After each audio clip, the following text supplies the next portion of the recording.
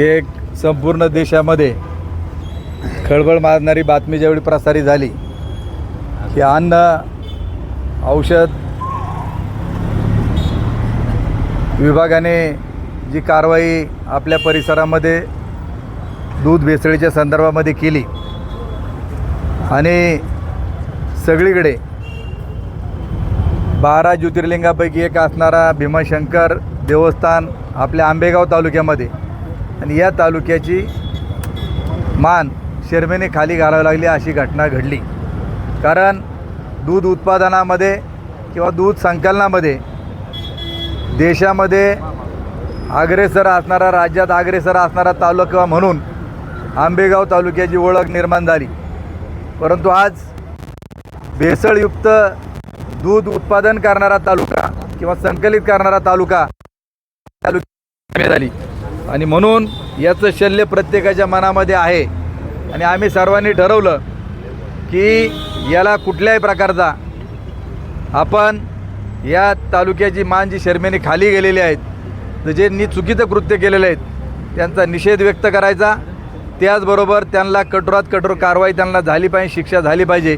यासाठी आपण राजकीय मतभेद बाजूला सोडू, पक्षीय राजकारण बाजूला ठेवू आणि एकत्र येऊन यांना कारवाई झाली पाहिजे। यासाठी आपल्याला जे आंदोलन उभं करायचं आहे त्या संदर्भामध्ये आपण कमी वेळामध्ये सर्वजण उपस्थित झालात, त्याबद्दल मी आपणा सर्वांचं मनापासून स्वागत करतो। सर्व पत्रकार मीडिया यांचं देखील मी मनपूर्वक हार्दिक स्वागत करतो।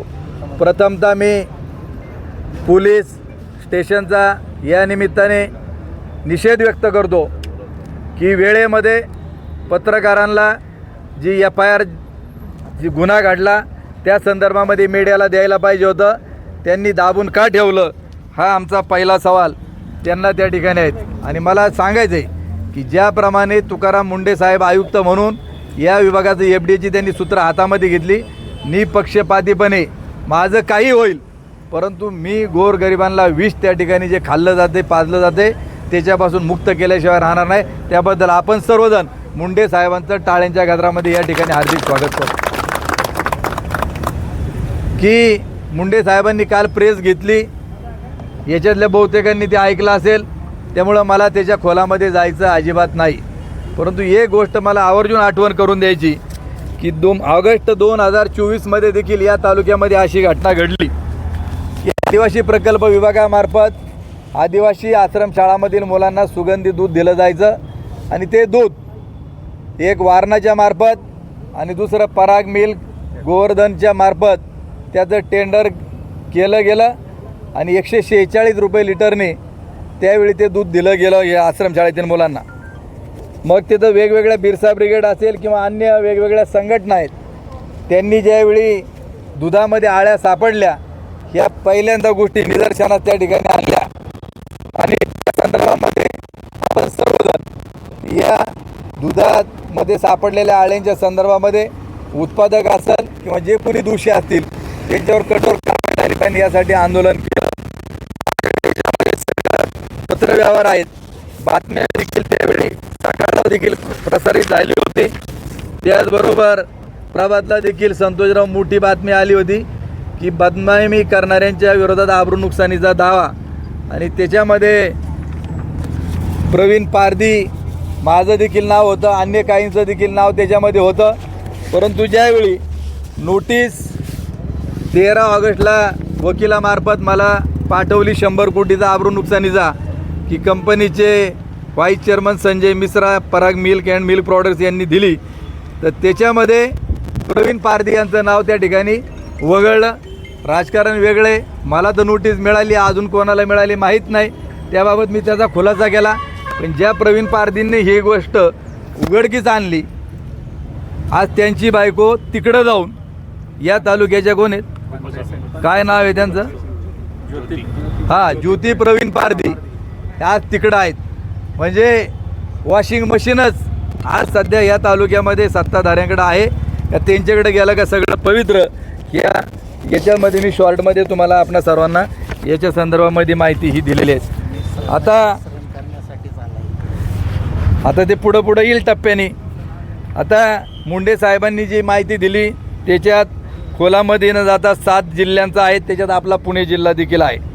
परंतु सर्वात वाईट एका घटनेचं वाटतं की राजाभाऊंनी उल्लेख केला की मंचरचा उल्लेख प्रामुख्याने त्याच्यामध्ये होतं आहे. मी म्हणतो मंचर असू, अवसरी असू, नाही तर आमचं नागापूर असू, सगळ्यात मोठी बदनामी हा तालुका मी सांगितलं की देवभूमी म्हणून भीमाशंकरची ही भूमी आणि या भूमीचं ज्यावेळी बदनामी होती याचे चांगले वाईट परिणाम आपल्याला सगळ्यांना भोगावे त्या ठिकाणी लागतील.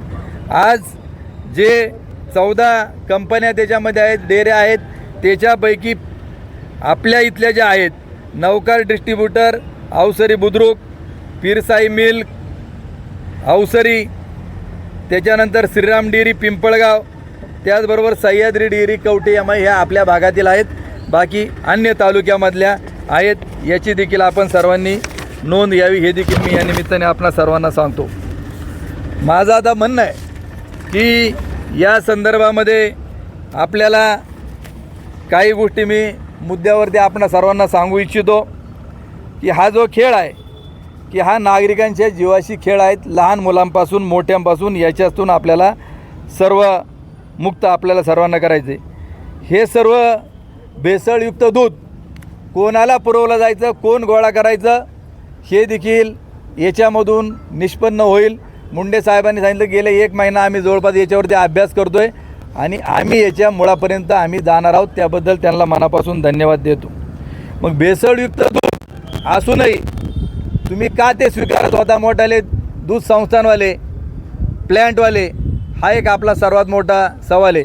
गाव पातळीवर ज्यावेळी आपण दूध घेत असतो त्यावेळी जो टेस्टर असतो तो त्याचा लॅक्टो पाहतो, त्याचबरोबर त्याचं फॅट मशीनमध्ये पाहिलं जातं आणि आंबूस आहे का नाही हे ते दुधामध्ये त्या ठिकाणी दूध तोंडामध्ये टाकून तो त्याची टेस्ट घेतो. मग ही यंत्रणा तुमच्याकडे नाही का हा देखील आमचा त्यांना सवाल आहे. त्याचबरोबर आपला जो परिसर आहे, सुरेश भाऊंनी उल्लेख केला की जुन्नर, आंबेगाव आणि शिरूर हे कॅन्सरचं मोठं हब म्हणून या ठिकाणी पाहिलं जातं. आपणा सर्वांच्या माहितीकरता सांगतो की राहुरी कृषी विद्यापीठ, महाराष्ट्र सरकार यांनी GMRTच्या 5 किलोमीटरच्या रेडियसमध्ये 5 गावं आता सिलेक्ट करण्याचं ठरवलेलं आहे की या भागात कॅन्सरचे जादा पेशंट सापडतात म्हणून प्रत्येक गावातले 10 शेतकरी निवडायचे आणि इथं विषमुक्त उत्पादन कसं आपल्याला मिळवता येईल यासाठी काम आता विद्यापीठाने चालू केलेलं आहे. आणि त्याचबरोबर आपल्या भागातले सगळे पाण्याचे नमुने हे देखील तपासले जाणार आहेत आणि सगळ्यात जादा कॅन्सरचे पेशंट आपल्या परिसरामध्ये आहेत. याला जबाबदार कोण? त्याचबरोबर ही जी घाण आहे ही घाण मोठ्या प्रमाणामध्ये कॅनॉलमध्ये, उजव्या कॅनॉलमध्ये सोडली जाते आणि अवसरीची देखील लोक आहेत खालच्या भागामधली सगळे आहेत की अनेक गावातील विहिरींचं पाणी हे दूषित झालेलं आहे, त्याच्यामध्ये तवंग येत असतो. पाणी भरायला शेतकरी जातो त्यावेळी त्याला खार सुटली जाते. मग ह्या कॅनॉलच्या पाण्यामध्ये भेसळ कोण सोडतं? त्याचबरोबर कालची देखील अवसरी बुद्रुकची घटना अजितराव चव्हाण इथं आहेत किंवा मीडियाने देखील काल दाखवलं. यांनी संदीपराव उतरडेंनी जाऊन तिथं लोकांच्या मुलाखती घेतल्या की असे फेस मोठमोठ्या प्रमाणामध्ये तिथं उडत होते कारण या कारवाईला घाबरून काहींना काल होत असलेल्या पावसामध्ये ते मिश्रण त्याच्यामध्ये सोडून दिलं. त्याचबरोबर की गेले 4 दिवस ही जी कारवाई चालू आहे तर 4 दिवसापूर्वी या मोठमोठ्याल्या प्लॅन्टला किती दूध येत होतं 5 तारखेपर्यंत? आज तारीख आहे 7, उद्या 8 की गेल्या 3-4 दिवसामध्ये एकूण दूध संकलनामध्ये घट किती प्रमाणामध्ये झाली? आपण जर विचार या तालुक्याचा जर केला, आपण ऐकतोय की आंबेगाव तालुका हा राज्यात सगळ्यात जादा 13 लाख 14 लाख लिटर दूध इथं गोळा होतं. आमचं म्हणणं आहे की आता त्यांची यंत्रणा आहे तर त्या यंत्रणेमार्फत या तालुक्यामध्ये एकूण किती संकलन होतं याची आकडेवारी जे या तालुक्याचे लोकप्रतिनिधी आमदार म्हणून त्यांनी सांगितलं आहेत त्यांना आमचा सवाल आहे का तुम्ही या तालुक्यातलं ह्या कारवाईनंतरचं एकूण दूध संकलन किती आहे हे देखील त्यांनी जाहीर केलं पाहिजे की कारवाईनंतर किती घट झाली. याचं मुख्य कारण की काल एका आपल्या योगेश कुटेंचं मी ऐकलं लेट्सअपमध्ये, त्यांनी सांगितलं की राज्यामध्ये 2 कोटी लिटर संकलन होत होतं त्याच्यामध्ये जवळपास 25 ते 30 लाख लिटरची घट झाली. मग एवढी जर घट झाली असेल तर या तालुक्यामध्ये जर घटीचं प्रमाण त्या ठिकाणी धरलं तर या तालुक्यातल्या लोकांना यापूर्वीच जवळपास लिटरला 5 रुपये जादा दर मिळाला असता, पण केवळ या भेसळखोरांमुळं हे आपलं शेतकऱ्याचं नुकसान झालेलं आहे. या नुकसानीला जबाबदार कोण याचा देखील आपण छडा त्या ठिकाणी लावू. नंतर की हे जे भेसळीचे सूत्रधार आहेत हे नेमके कोण? आता हे खालचे छोटे छोटे पकडले, परंतु मधल्या काळामध्ये ज्यावेळी बीडचं प्रकरण झालं त्यावेळी एक नाव पडलं होतं का या सगळ्याचा काय म्हणायचे त्याला अक्का. तर आमचं म्हणणं आहे का या दुधाच्या भेसळीचा अक्का कोण आणि कुठल्याही परिस्थितीमध्ये हा भेसळीचा गोवर्धन बुडवल्याशिवाय आपण तो किती मोठा बादशाह असू त्याला गाडल्याशिवाय राहायचं नाही. यासाठी आपल्याला काम या नजीकच्या काळामध्ये त्या ठिकाणी करायचं आहे. आणि म्हणून यांना सगळ्यांना कुणीतरी संरक्षण देते म्हणून ते एवढ्या प्रकारे डिरिंग त्या ठिकाणी करतात. आणि ह्या सगळ्या टोळीचा प्रमुख अलिबाबा याला देखील आपल्याला त्या ठिकाणी लोकांच्या समोर उघडं केल्याशिवाय आपण थांबणार नाहीत, हे देखील या निमित्ताने स्पष्टपणे सांगतो.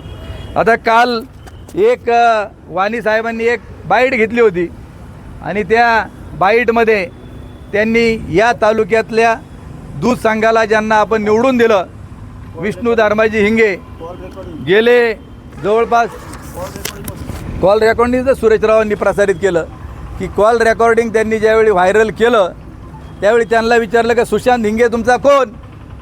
ते म्हणले ते काय नाही आमच्या भावकीतलं आहे. आजा कोण नाही लागत भावकीतलं आहे. अरे ज्या बापाने तुम्हाला सख्या 5 भावांना जन्म दिला त्यांची नावं आमच्याकडे आहेत की ज्ञानेश्वर धर्माजी हिंगे, बबनराव धर्माजी हिंगे, गोविंदराव धर्माजी हिंगे, विष्णू धर्माजी हिंगे आणि स्वर्गीय बाबासाहेब धर्माजी हिंगे ही सख्खी 5 भावंड आहे का अवसर आलो कोणी? कारण आम्ही देखील सुरुवातीपासून एकत्रितरित्या काम केलं आहे, पण आम्हाला सगळ्या कुंडल्या सगळ्यांच्या माहिती आहेत. आमचं जसं सगळं माहिती आहे तसं आम्हाला सर्वांना त्या ठिकाणी माहिती आहे की कोण काय. आणि बबनराव धर्माजी हिंगे यांना 2 मुलं, प्रशांत आणि सुशांत. मग प्रशांत ह्या विष्णू हिंग्यांचा कोण झाला? म्हणजे सक्का का भावकीतला झाला?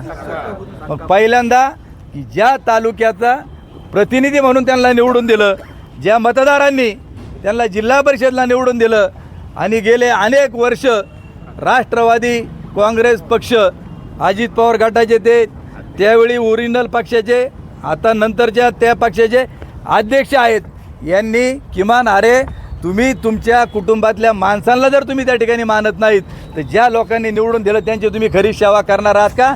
ज्या दूध संघाचं तुम्ही प्रतिनिधित्व या तालुक्यातून करता त्याच्यामध्ये तुमचा संबंध आहे की नाही हे नजीकचा काळ निश्चित त्या ठिकाणी केल्याशिवाय राहणार नाही, हे देखील मला या निमित्ताने सांगायचं आहे. कारण प्रशांत आणि सुशांत तुम्ही संघामध्ये असताना यांना ठेकेदारी दिली का नाही दिली, काही कॉन्ट्रॅक्ट दिली का नाही दिली, हे देखील नजीकच्या काळात रेकॉर्डनिशी आपल्याला पाहायला मिळेल. कारण डी के वळसे पाटील पत्रकार आहेत, ते देखील अवसरी कात्र जिल्हा दूध संघात त्यांनी देखील नोकरी केलेली आहे, त्यामुळं त्यांना देखील याच्यातलं बऱ्यापैकी काही ना काहीतरी माहिती त्या ठिकाणी असेल. हा आमचं देखील दूध तपासायला ते येत होते, म्हणून आम्ही 91 सालापासून आहेत. आणि मग जर तुमचा तो सक्का पुतण्या असताना तुमचा जर काही संबंध नाही तर तुम्ही लगेच नाकारलं का? एखाद्या वेळी म्हटले असते जर तो दोषी असेल माझा पुतणे पण तो फासावर गेला तरी चालेल, परंतु योग्य कारवाई झाली नाही, झाली पाहिजेत, म्हणून आम्ही त्यांचा देखील पहिल्यांदा निषेध त्या ठिकाणी करतो. नंबर म्हणजे आता असं आहे, एकदा खोटं बोलायला सुरुवात केली का ते 1000 वेळा कुठं ना कुठं तरी ते खोटं बोलल्याशिवाय पुढं राहत नाहीत. कुठलाही ओरिजिनल काय माहीत नाही. लोढा की संदीप लोढा हा 2005 सालामध्ये त्याच्यावरती FIR झालेली होती, कोर्टामध्ये केस दाखल झाली होती. परंतु जसं मी मगाशी सांगितलं की आम्ही आळ्या भेसळीचं प्रकरण कसं दाबलं गेलं, क्लीन चिट देण्यात आली, तशी त्याला देखील 2011ला त्या केसचा निकाल लागला, त्याच्यामधून त्याला निर्दोष सोडण्यात